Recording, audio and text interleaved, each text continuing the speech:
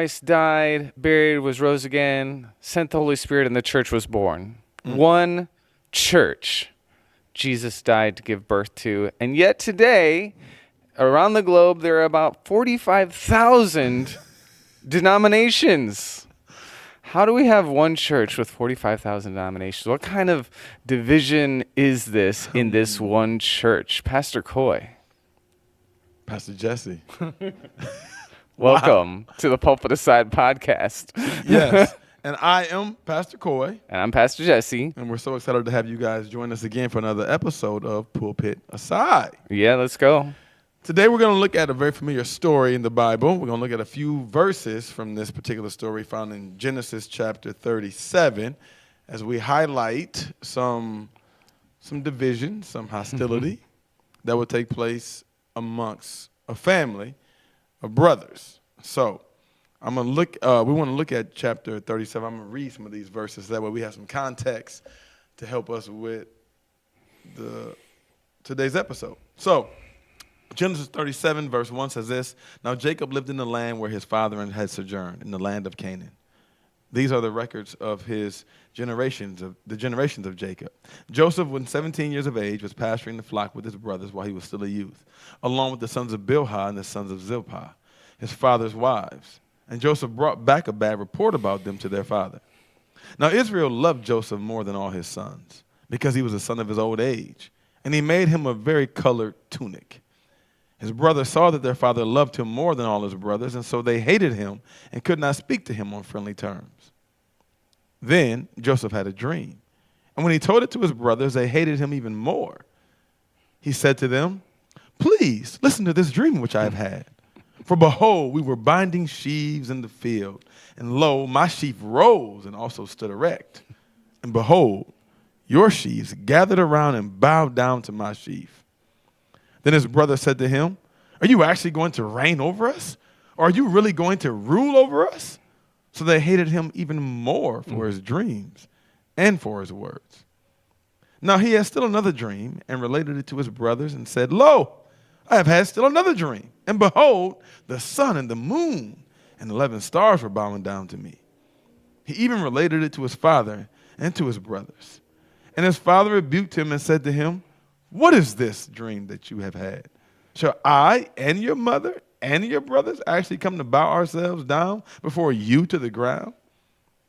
His brothers were jealous of him, but his father kept the saying in mind. I'm glad we're talking about the Bible again, Pastor Coy. Are you really? I am. Are you really? Yeah. I feel like I'm seeing this story fresh. And boy, Joseph's family's a mess. It's got a lot of. This is real. It's got a lot of. This is real. Toxic relationships. I mean, it's real because like this is true in real life. You know what I mean? Like, I don't know about your family, but I bet there's mess there too now and then. Listen, this type of mess is what I see my kids watching when they're watching all these reality TV shows. Oh yeah. Yeah. That's what I'm sensing here. But right. Well, then you're disassociating. Right. This is the called people of God. This is Jacob, the God of Abraham, Isaac, and Jacob. God's got these people on his lineup, and they are a mess. Well, you know what? That is true. He does have them on his lineup. And there is, I guess that gives us hope. You got Jacob with two wives, one he doesn't really love that much. That's what I was thinking about too. Where did this division happen? Well, first of all, you got more than one wife, buddy. You're messed up from the beginning. Although it's not totally his fault, because the one he wanted, he worked 7 years for. You making excuses for the man. I'm just saying he was tricked into getting the older sister because she came first. And she had to be married first. So he did what he was supposed to do. He for his uncle Laban, he was deceived. But he still wanted the woman. I mean, what do you do when you marry the wrong person? It's not who you thought. Well, there's this old sage song that says, "If you can't be with the one you want, love the one you're with." Yeah, tell me how that's working for the world today. Because they are leaving the one they with for the one that they want and love. I'm just saying, there's, although you never want that song sung about you, right? Wait, that's me? I'm not the one you want? loved one. You don't want to. There's still wisdom there. There is wisdom there, and I mean I understand. Multiple that. wives has never worked out for anybody. Well, you gotta be careful because I think it's worked out for some people. We don't know everybody. The biblical account would tell us that That's it never works out Never well. Never. There's a reason God said one man, one woman. And that's it. I mean, I would agree that I only have one wife, so Imagine you got another. I don't think I need to. How would that imagine go for you Well, what are we talking about? in the same house? I mean, one of them is going to be upset at times, but then the other one's going to be upset at other times. and are they going to like each other? No. In most cases, it doesn't work well. You're right. But this is not about polygamy. Anyway. Right? Where did the division come from? I could tell you where it started. We can tell it definitely started with the fact that he has two wives. And part of the division is because I'm going back to polygamy for just about 30 seconds. He did actually love one and not the other. He wanted one and not the other. And so it's different when, You're saying Jacob created his own mess? I'm going to say this. If Jacob had chosen two wives in the culture in which he was in, both whom he loved, they might have had a better success with their children. He really did not love Leah. He only wanted Rachel. And then God, in his kindness towards Leah, gives Leah children. And Leah then thinks, that, oh, now my master or my husband will love me more. And he still loves Rachel. And that's who he wants. That's who he always wanted. So to some degree, it's toxic, it's chaotic, it's a lot of mess going on because the way they entered into this marriage. It's a mess. Yes, it is. It's a mess. And as a result, now their sons are fighting. And it's not just the sons of Rachel and Leah, it's the sons of the handmaids too, who Rachel and Leah each gave to Jacob, Bilhah and Zilpah. So you got 4 women. He got 4 baby mamas. It's a mess. You know what? That is a mess. Anytime, when you got a lot. Yep. I'm gonna stop there. Don't start naming names in your congregation. Why can't it be my congregation? Why can't it be your congregation? You brought it up. I'm just playing. Okay, so let's get in. Let's dive in. So I have so many questions. Yes, okay. yes. Not about your congregation. Thank you. About this story, this historical account. Yes, that is accurate because it's in the Bible. So you and I both would agree that the problem really starts before the children are born. Yes. And then it just spills over. Mm-hmm.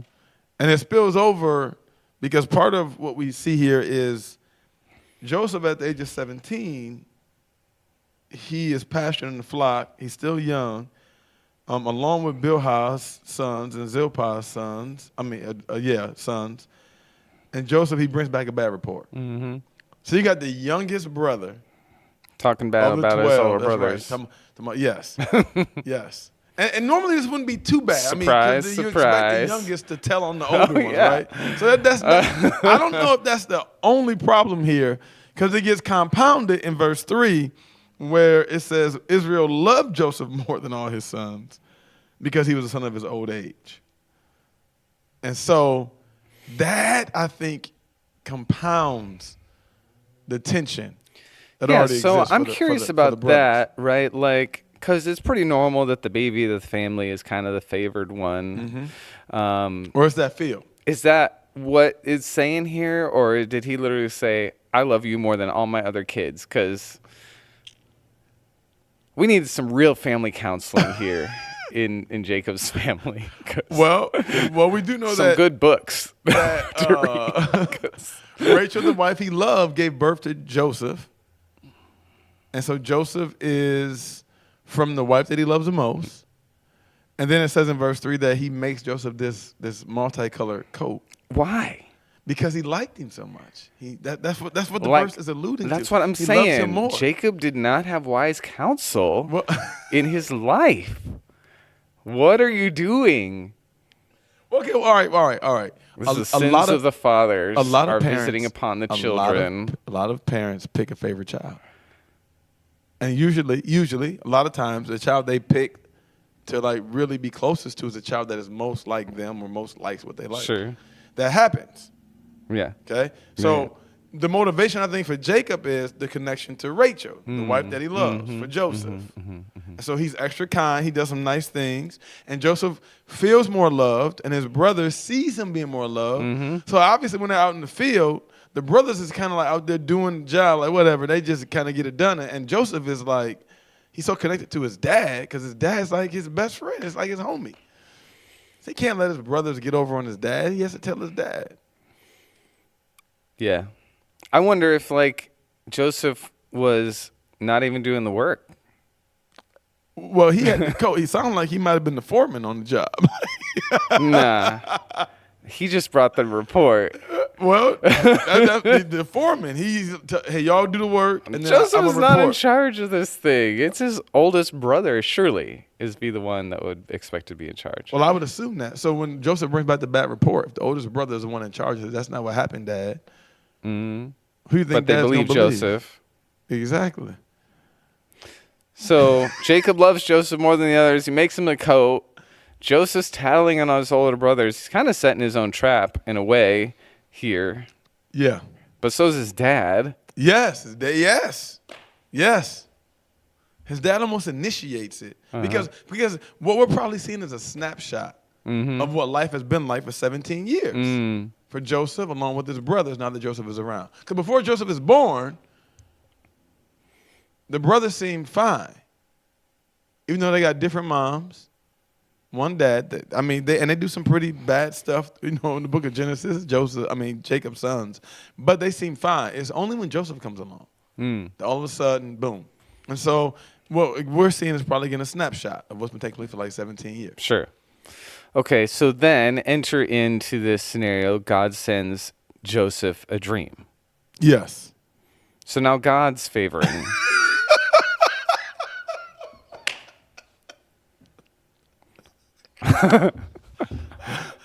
Is he? God does show favor at times. He does. And God chooses whom he's going to use. And that's not always because of favor, I think. Sometimes I think it is favor when he chooses to use somebody, but I don't know that it's always because of his favor. I'm choosing this vessel. Sure. Well, we also don't know what if God sent dreams to the other brothers. We just don't know that part of the story. We don't.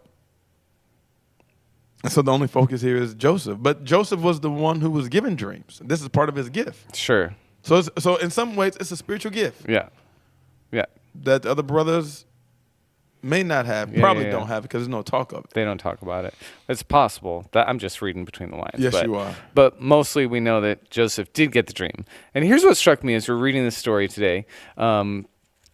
Joseph's younger brother, he's 17. God gives him a dream. Okay, I believe it. God gave Joseph a dream.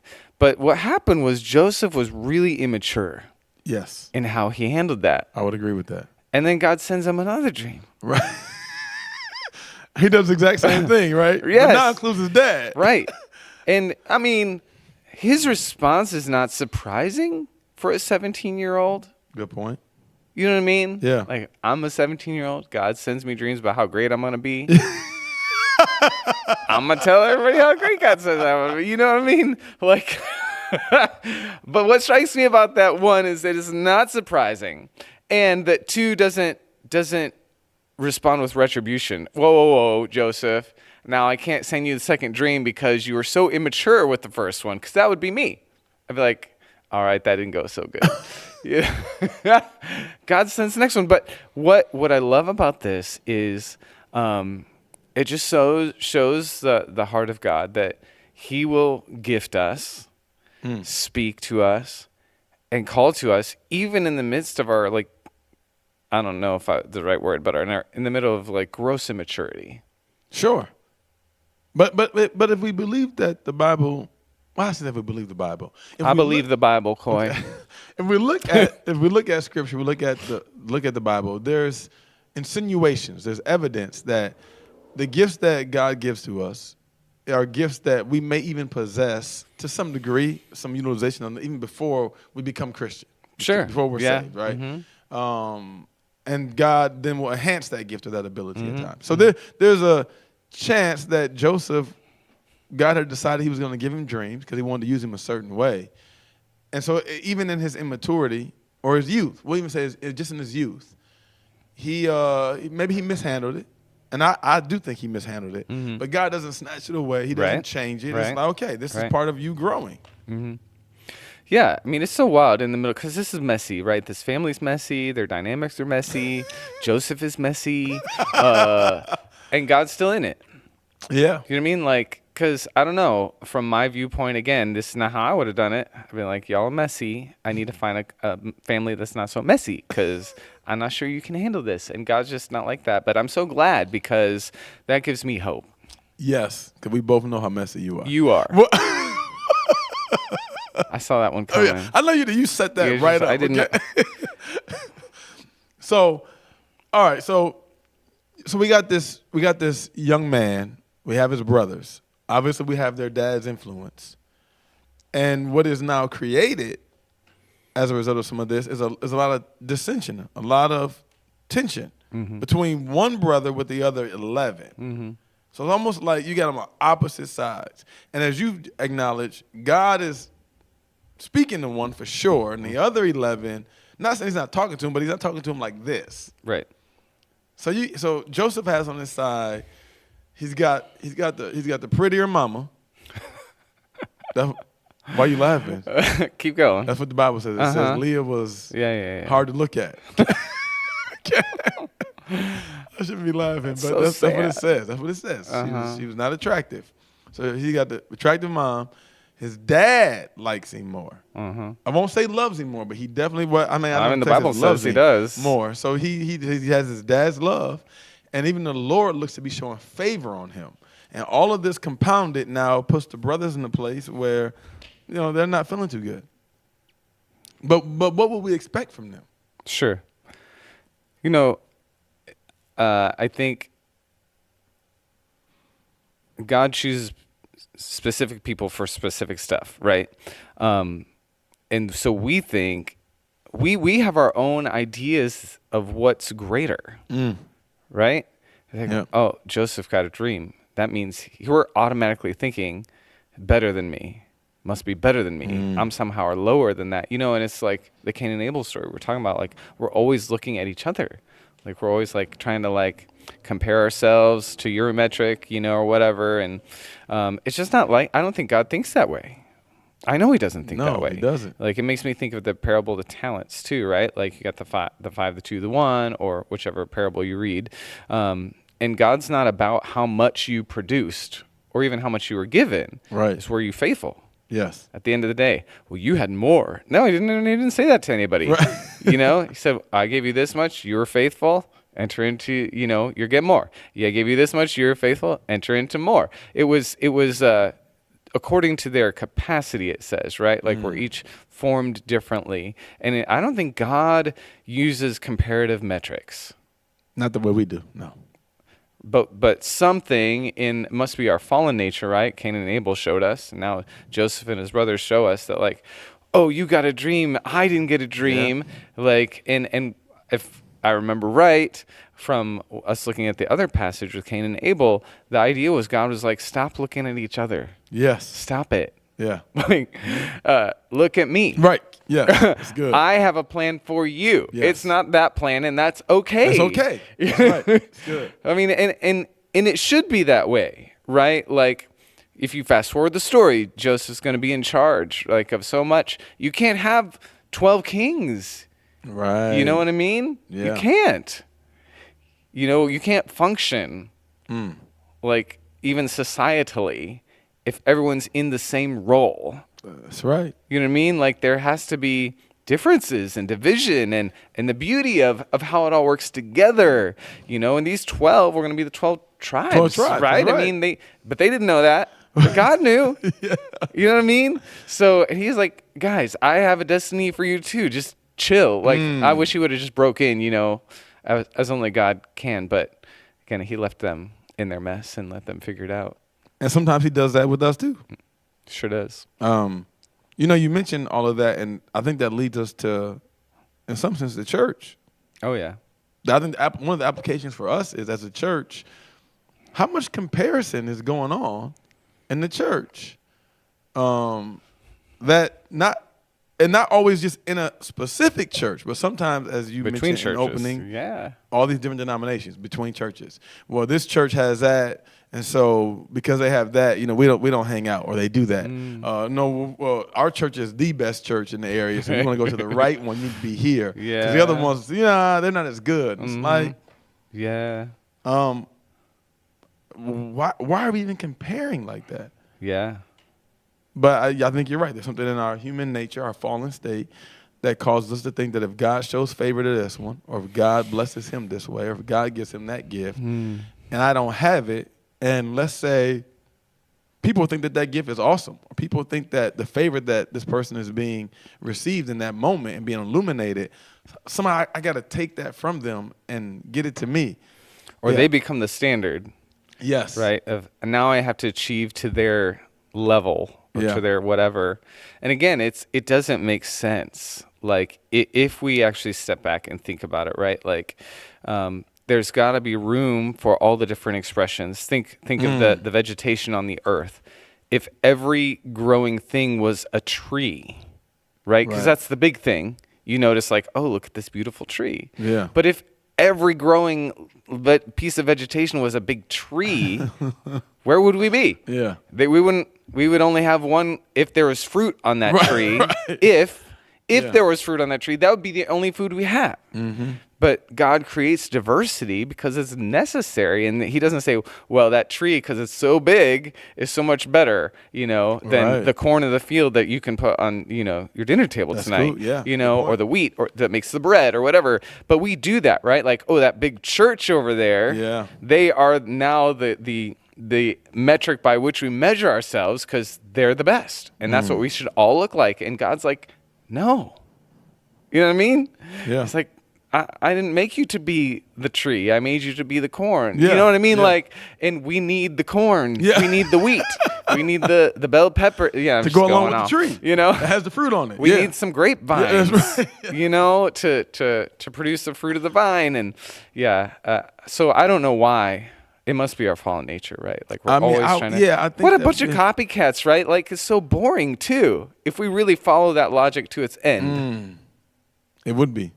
We'd all be chasing the exact same thing.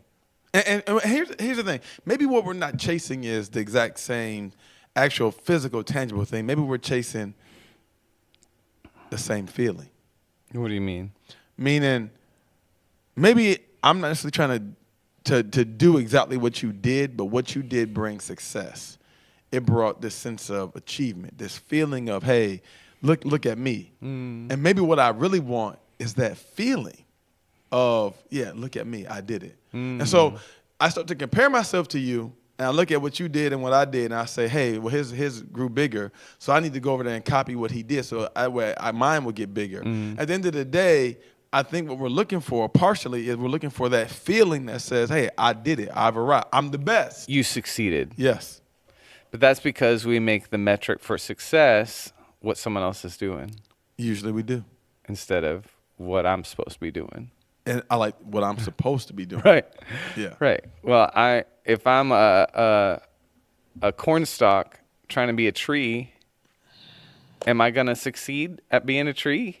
Never. Nah, man. And I don't care how long you sit, how much water you put on it, you will never be a tree. Yeah. No. Yeah. And so, but I think you're onto something there because my immediate question was like that feeling of success is the problem. Right? Like we define success in very, I would say, narrow terms. We think if it's bigger, it's better. Yep. You know what I mean? Like, but if it's bigger, God blessed it. Yeah. If you had the 5 talents, yes, you must be God's favorite. Yep. But actually, it's not true. That's not, no, because you're right. And even in that passage, it does say the master, as you said earlier, gives according to what each one can handle. So like the master knows, hey, he can handle 5, he can handle 2, he can handle 1. And it's not even about, again, being better. The master's close enough to the servants to know, hey, I know what to give you.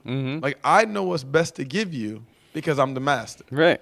And that's what he gives them. Right. And so if we took it from that perspective, that means every gift God gives, every opportunity God puts in your midst, every purpose that is created for each individual person is as unique as our fingerprint. Sure. So there's only one you, there's Yeah. only one me. Therefore, that means my purpose cannot be your purpose. Your purpose can't be mine. Your success can't be my success. Because if that was the case, then I'd be you. Right. And you would be me. And we don't need another one of you. I mean, you know what I mean. You just set that up. But I did set that up. Boy, I tell you what. If But- my wife was here, she would say she would like to have two of me, though. Oh, 'Cause I'm really? just that great. I just want you to know. So you may not need to, but you would want to. No. Back to the point. Success.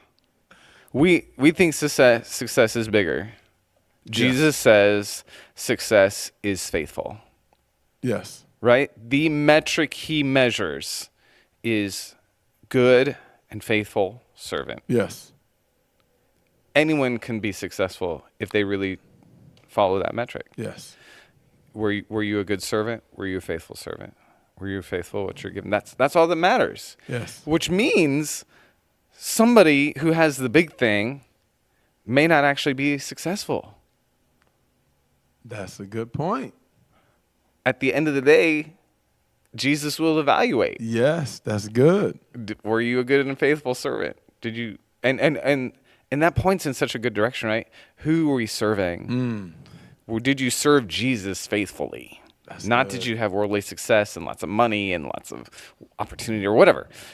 Jesus say, you actually didn't faithfully serve me. That's a good point. When you think about that, okay. all That right. would be sad. That That would be is sad. weeping and That- gnashing yeah, of teeth. that is sad. You have 50 years of success, quote unquote, on earth, and Jesus says, you did not succeed. That is a good point. So, all right, so I'm going to bring it to the New Testament. When Paul is writing the church of Corinth, he's letting them know God has just tremendously given you all these gifts. Like, you guys have so much, all this diversity. Oh, yeah. This church coming together is doing well, and you guys are fighting over, the least of the gifts you've been given even. So you're right. You can have all this success, all that looks like, man, and you can even have God's initial blessing on it because we know that the Holy Spirit was giving them the gifts that they had. The Holy Spirit was growing their church, and they were mishandling what they had been given. But did God withdraw his Holy Spirit? He did, and he left it there. What in the world? Yes. He's God. I don't know how I feel about all that. What does that Good bother thing you? I'm not God, right? I'm glad he doesn't take the Holy Spirit from Why me does when that I'm bother messy. you? I don't know. I guess I don't know. How Anyways. many children do you have? I have two. Okay. What could they do to stop your hand? From wanting From to blessing love their them, lives. bless them, nothing, Yeah. right? Yeah. But, yeah. You do realize that humanity, all of it, is made in the image of God. True. It's true. So It's true. when he sees you and sees me, sees his best handiwork. He may see his children, and you and I could be our believers. But even in the non-believers, he still sees an image of himself. But here's where that goes. You're right. Because we could talk about this, right? We're pastors. We are doing this all the time. We don't talk about it. In our brain, we're looking at that pastor and that person and that speaker and that church, and we're comparing ourselves to them. And we think, it's bigger, they have more influence, they must be more blessed. That God is blessing them. Not necessarily true. Maybe they're just charismatic and they're using their charisma. Doesn't necessarily mean God's blessing, but he probably is. But at the same time, we think the other thing that's not so big, not so impressive, that God must not be blessing them. Right? We think God's favor is not on them. And I don't think that's true either. No. You know what I mean? So, but the other side of this that I was thinking when you were talking about Joseph and his brothers, right? And why we are so prone to compare ourselves to one another instead of seeing success as faithfulness is I think we all want to be celebrated. Yeah. We want to be recognized. Yep. Like you were talking about, they want to, when we look at someone else and we want to experience what they're experiencing. What about that? Yeah, I think that goes back to, again, I said the feeling, but yeah, the experience. Yeah, I think that is part of it, which is where I think verse 11 comes in, where it says they were jealous of Joseph. Why are they jealous? They're jealous of things that Joseph really hasn't done much other than tattle on them. Again, he didn't choose his mom. He didn't like. Well, and flaunt it's not his his fault. favor, you know. Well, he does do that. Yes, he will flaunt his favor. You're right. Um, but prior to that, he doesn't choose his mom. He's just born to the mom that his father loves. It's not like he does something special where he's like, oh, he's more favored by his dad because he actually did something. It is he ain't done because much. He loved his mom basically. Yeah, that's insinuated throughout the text. And then yes, he builds him. He gives him this coat. Joseph brings back the bad report. I do think that he's flaunting his favor. I do think he's doing that. But even then, God gives him the dream. It's not like Joseph is praying for the dream. He just gives it to him. And so when God is giving someone something, or life is handing people certain things, Jesus, 5 talents, 2 talents, 1 talent. Those servants are they're servants, just doing what the master wants. And one gets 5, one gets 2, one gets 1. At that point, it's like I'm looking over. If I'm the guy with 2, I'm feeling pretty good if I look at the guy with 1. But I look at the guy with 5, it's like, well, wait a minute. Now, well, how did he get? So now I want the 5. Right. And so I think jealousy begins to enter in again. That's what you see in verse 11, which also kind of contributes to what they will eventually do with selling him into slavery. But I think it's a burning thing inside of them now, this jealousy that is overtaking them, because to some degree they want Joseph's experience. They want it for themselves. And we want someone else's experience, someone else's gift, someone else's ability, because we find ourselves not totally satisfied with what we already have. And that's unfortunate. Because the person with 1 talent who multiplies it and manages it, if the master knows you can handle 1 talent, and that's what he gives you, do you know there's going to be some struggle in managing that 1 talent? It's some struggle in it. Just like it's a struggle and some tension in managing the 5. But if the master knows, oh, you can manage 5, he can give you 5, and you manage and work with that because you're appreciative. You're not going to brag about it. You're not going to try to make me feel less than because I only got 1. You're going to manage your 5. And people who have 5 talents, so to speak, will tell you, having it, getting it is one thing, but then managing and maintaining it is something totally different. It's a huge responsibility. Yeah. And the person with 1 probably remains with 1 because you couldn't manage that much in the first place. Yeah. The responsibility level. And so So this is why people when they win the lottery, they say sometimes they're broke within a year. Oh, it's like, yeah. how'd you win that much money and go broke again? Well, you didn't have to work to get that. You didn't have to plot, plan. It was just dropped into your lap in a lotto, not even from the Lord, the lotto, right? And so the person who takes the 1 talent and manages it well and turns it into 2, even though that doesn't exist in our parable, but the one who does, that person will realize the significant cost and challenge that goes into managing the 1 to make 2. They may come to the conclusion, you know what? Maybe I don't want 5. Yeah. Yeah. I have, people have asked me, don't you think your church should be bigger? Yeah. Well, it could be, but it's not. Well, would you like it to be bigger? Obviously, I have what the Lord wants me to have. How do you know? Because I'm trying to make it bigger and it's not happening, right? So I'm doing my part and it's not happening. But as I have a few friends who do have some mega churches, several thousand people. And, man, they got some headaches that I don't have. Right. They got some responsibilities and some weight on them. That's right. You're kind of happy to not. Yeah, my piece of the pie may be small, but I can eat my piece of the pie. Well, I mean, the bottom line is you're being faithful. That's what you're called to be. And that's all that actually matters. The thing about the parable of talents, too, is none of that belonged to them. That's right. It was the master's stuff. Yes. And that's why they needed to be faithful with it and responsible with it, because they don't own it. And I think maybe that's another issue we have is we think somehow that person's success or favor is theirs. But God gave them something to steward. The problem is we're just always looking at ourselves and each other. This is the problem. Yeah. Okay, but I want to ask the other question, because what about, you didn't say this part, but it struck me, about wanting to be celebrated, wanting to feel like you're special. Is that bad? No. I think that's very normal, and I think it's very much like God. Why did God create humankind? Yeah, but so like Joseph's 11 brothers, they didn't feel celebrated or special. I think not. I think. Well, I think not. Well, I mean, their dad has chosen Joseph clearly. Yeah. He's made it very obvious. Joseph, like you said, is flossing. Walking around with multicolored coat. I got my coat. Up in the field, Joe. Hey, I can't get my coat dirty. So, hey, Judah, pick that up over there. I mean, he's 17, so. Yeah. So he's flossing. That would be on brand. God gives him a dream, not one, twice. And so I think we all want to be celebrated. But again, I think that makes us like God. God creates mankind. Part of our chief purpose of existence is to do what? To worship God. Mm-hmm. God is like, man, I am so awesome. I'm going to create something to tell me how awesome I am. Thus, you and I. Well, all right? And okay. I know people hear that and it's like, man, God, that sounds prideful. But when there's nothing like you, and you create stuff, absolutely. You know, like, hey, tell me I'm great, which is part of magnifying, worshiping. Yeah, all right? Now, when we talk about that, we don't want to put it in the context of our own ways of thinking about being celebrated, being prideful, and big ego. God is God. He's perfect in that desire to be celebrated. He's perfect in that. But I think in some sense, we as human beings made in his image, we too want to be celebrated. It feels good to be celebrated and to be liked and to be told that, you're special by gifts and then God showing favor.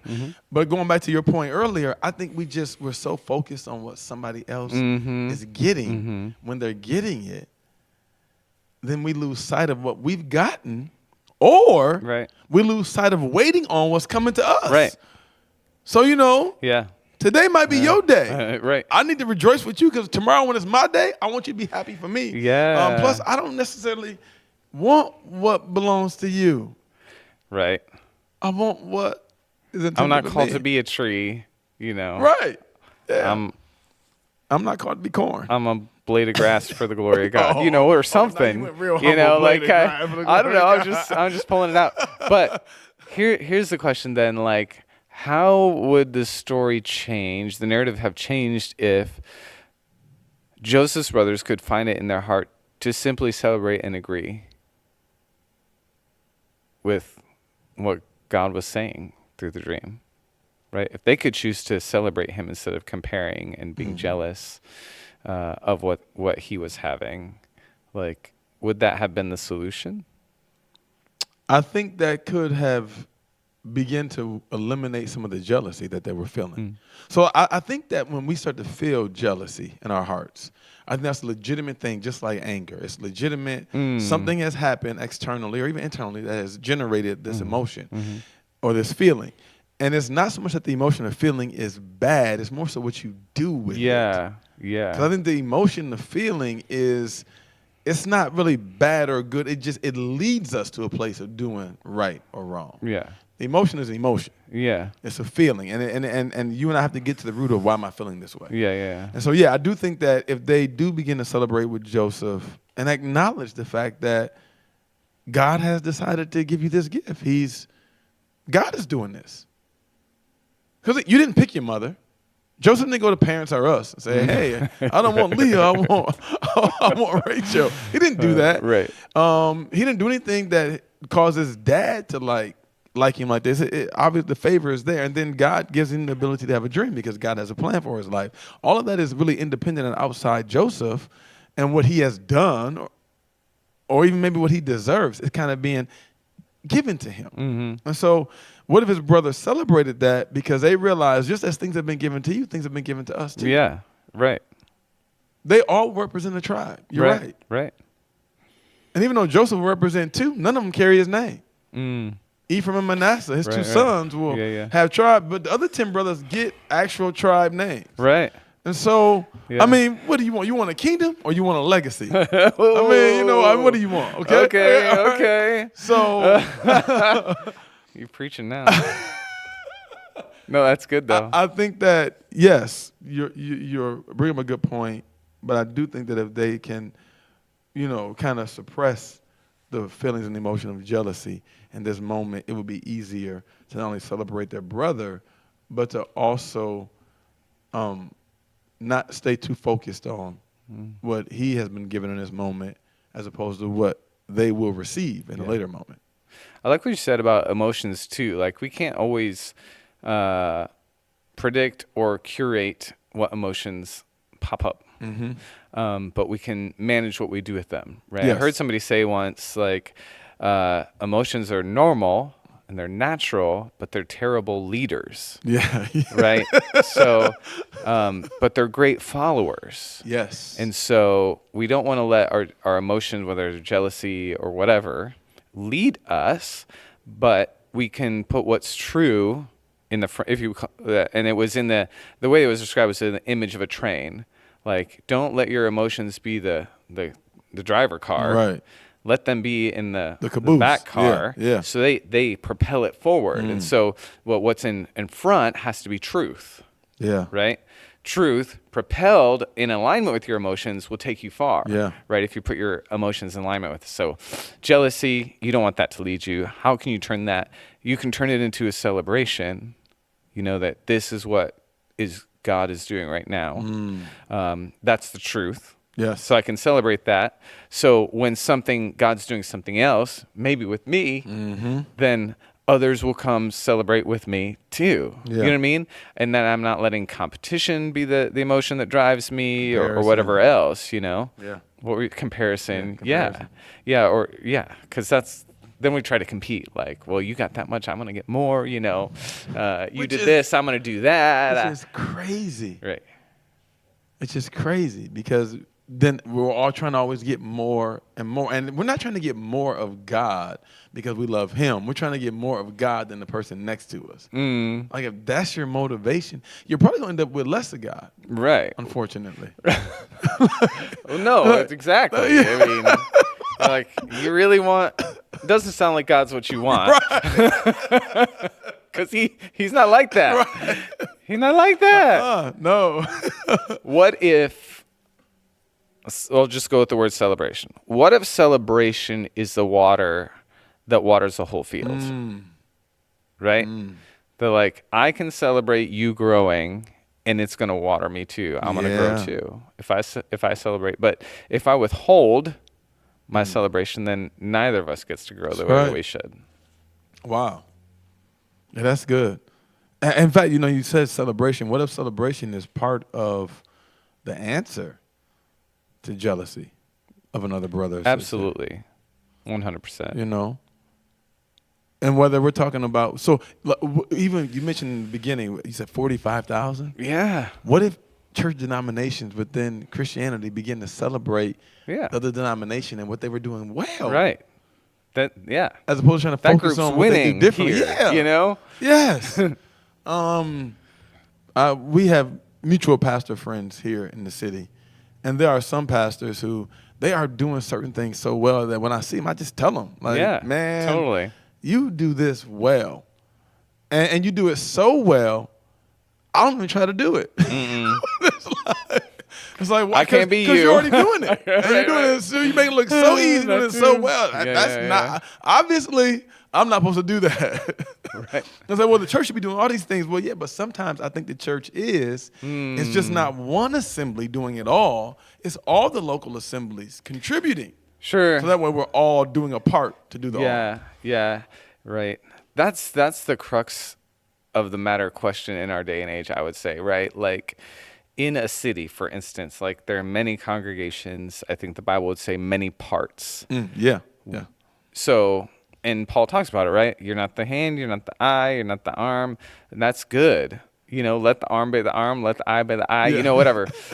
What would it look like if the church, big C church, could actually identify and operate that way? I've never seen it actually happen that way, but like, where the church, the people of God in a city. Because, if you look at the biblical narrative, whether through the epistles or even the book of Revelation, God speaks to churches of city. Yeah. To good. the Church church Ephesus. of Ephesus. Yeah. There's probably 50, 100, congregations in the city of Ephesus, but he has one word.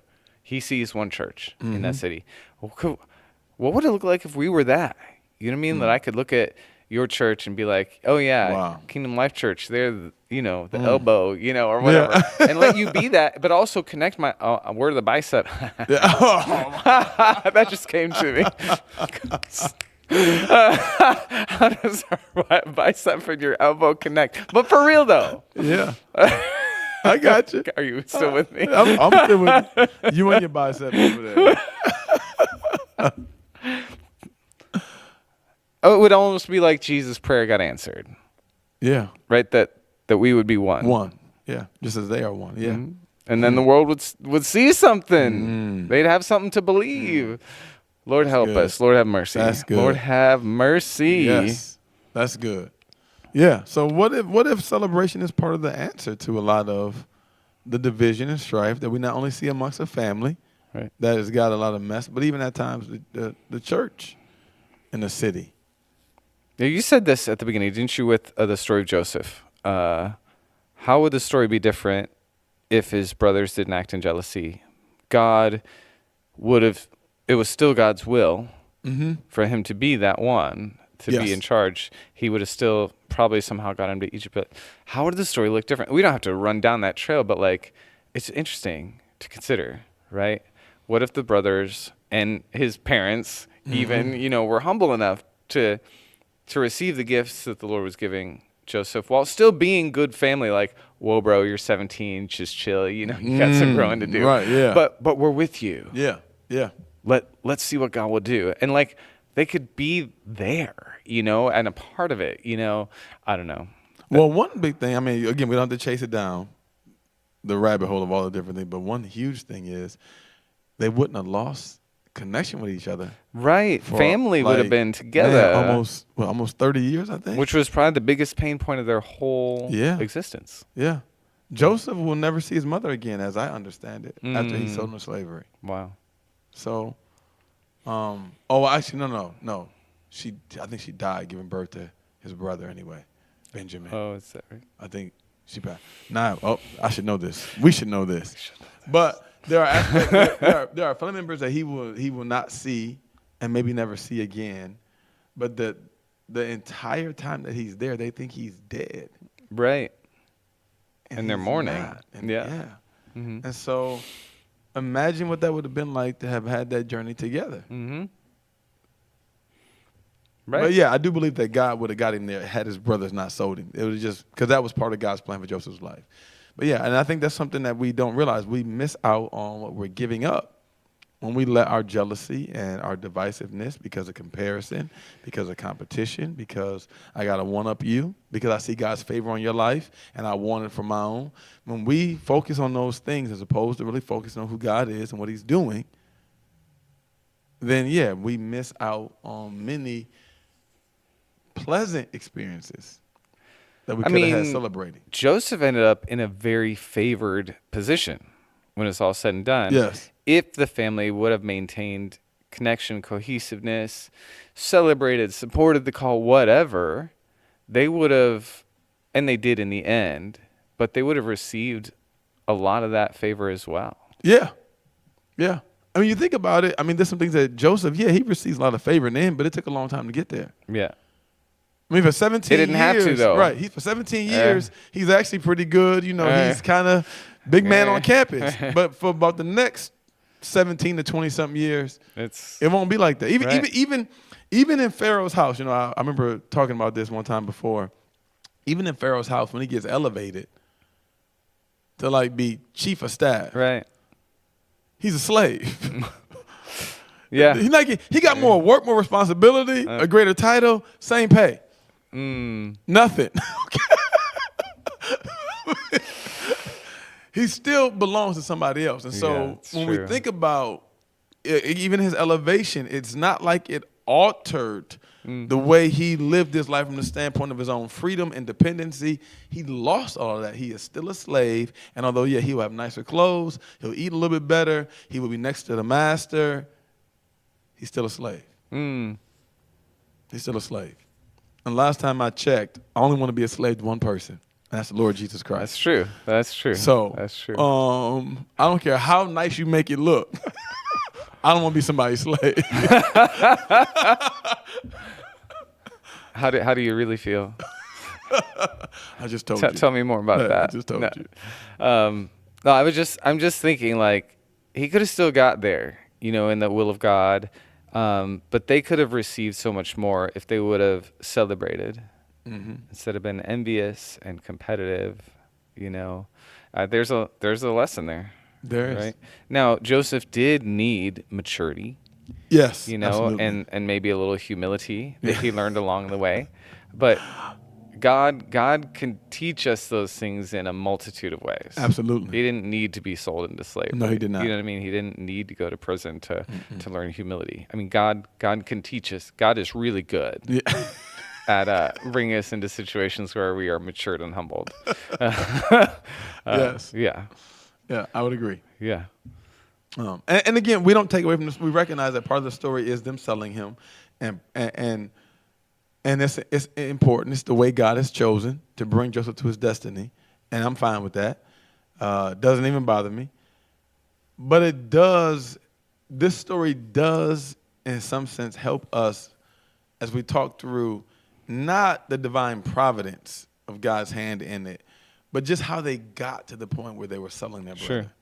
They got there because of, division, dissension, led to jealousy, because immaturity, because of decisions being made by outside people, not even Joseph at times, and his brothers just seeing the hand of God on his life and the favor he was experiencing. Because at the end of the day, that is what it boils down to. It was the hand of God and favor in his life, whether it was from his father or from his heavenly Father.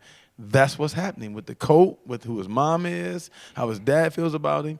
And we do have to do a better job within the church, within the body of Christ, of being able to celebrate one another and being also able to recognize that the favor that God bestows upon you may look a little bit different than me. Okay? Favor is favor, but don't always look the same. Right. Just like in 1 Corinthians 7 or 12 when it talks about the Spirit gives gifts. It says to each one is given a manifestation of the Spirit. For the common good. For the common good, right? And the manifestation of the Spirit is a spiritual gift given to you that when you manifest it, that's evidence of the Spirit in your life. Yeah. For the body to see. And it's not about you being blessed. It's about everybody else being blessed. That's right. For the common good, for everybody else. Yeah. And so if we begin to celebrate more what God is doing, again, even in different denominations. Yeah, I think the celebration piece, but I just saw this too, like, because, we want to wrap this and bring it to practical application, and we're pastors, so we think in terms of that, but like what if we could just like have a mindset shift, right? Like when we feel that feeling of jealousy, you say you're a mom and someone else's family on Instagram looks so much better. What if you could just like celebrate that? But then I thought, well, you have to turn, instead of comparing yourself, the other side of it too is to celebrate what you and be grateful for what you have. Yeah. And I think those two things will release us actually of so much burden. We will be so lighthearted. One, if I can be grateful for what God has given me, and actually stop looking at you so much. But then if I can actually just like celebrate what you have, and maybe be glad that it's not mine. Yeah. You know what I mean? I got my 2. And I'm happy with my 2. You got your 5, and good luck with that. That's right. God bless you. Yeah, And look at the guy with the 1, whatever. Yeah. But like, what if we could? I think we'd be so much more free if we learned to celebrate and be grateful. We'd be so free, like in every sphere of our life. Yeah. Whether it's our marriage, our family, because it's so easy to compare. It is. Oh, that person got that wife or that husband and that marriage. And the truth behind the curtain is it's not as good as you think it is. No, it's not. No. And you wouldn't be happier over there. No. You know, the old phrase, like the grass isn't greener over there, it's greener where you water it. That's You right. know what I mean? It just looks that way from a distance. When you get over there, you'll see all the weeds too. Celebration and gratitude. I mean, I think will set us free. And what if it actually then we can live out this oneness, because that's Jesus's heart. Yeah. And unfortunately, I don't see a lot of it. Well, I'm with you. And we need to see more of it. Yeah. We need to see more of it. And I think if we did see more of it, you would have a lot less reoccurring situations like what we have here in Genesis chapter 37, where brothers are jealous of brothers and will even for the sake of the favor of God in your life, in order to stop Destroy and destroy you. that, I'll try to destroy you. It's terrible. That is. It is. So, I like it. We're not going to do it. No, no, we're not gonna do it. We're not gonna do that. You like me way too much for that. You're right. You're right. I like you and your yellow shirt. I like you and your biceps over there. I'm working on them. Hey, yeah, you working on them. I need to keep working. I'm not a 5-talent bicep yet. Okay. I'm grateful for what God's Be grateful. I'm trying to be faithful. You're trying to be, Trying to right. be faithful over here. Yeah, please do. Please do. How do we wrap this thing because up? the Lord only gave you one talent. Oh my goodness. That's me ending that conversation. Take a hint, bro. So I think we end it this way. We invite our listeners into digging deeper, not only into this story, but more specifically their own lives. Mm-hmm. Where are you struggling with comparison and that leads to competition? Where are you struggling with jealousy that is bubbling up on the inside? And instead of you managing it and letting it be the caboose that drives truth, you are letting it explode and bubble over from the inside out. And all of a sudden, that is what is in the driver's seat of your life. And I think that if more of us did deep dives like that, we will probably find some areas, lots of areas, where we need, like Joseph did, some maturity, some growing up. And practice gratitude. Oh, yeah. Practice celebrating your brothers and sisters. Yeah. I will tell you, this full transparency, I've tried to do this. There's another church in town that I'm often tempted, to think unkind thoughts about because, different people have left, go there, or they seem to just have notoriety and whatever. And so I've made a commitment to myself. Whenever I think of them, when I drive by their building, I'm praying blessing. Lord, thank you for them. Bless them. They're 10 talents. That's fine. And I am actually grateful. Yeah. Because I know there's problems that come with those 10 talents. But back to the story. I'm blessing them. I'm choosing to take that speck of jealousy and turn it into a celebration and a blessing. Like, God bless them. Use Joseph. I'm not called to be him. I'm not called to be them. I'm called to be me. That's right. Help me be grateful. So this is real life for me. That's good. Be more like T.O. I love me some me. Okay. On that note. Now, we want to take a moment just to thank all of you for listening to us again on this episode of Pulpit Aside. I'm Pastor Coy. I'm Pastor Jesse. And this is the Pulpit Aside. Please remember, if you like what we're sharing, to like, share, subscribe, leave a review, tell your friends, tell your enemies. Send us your feedback, too. We've been digging into the Word. Maybe there's something you think we should dig into or someone we should talk to and have on the show that we haven't. We'd love to hear from you. Thank you, guys. God bless. Over and out.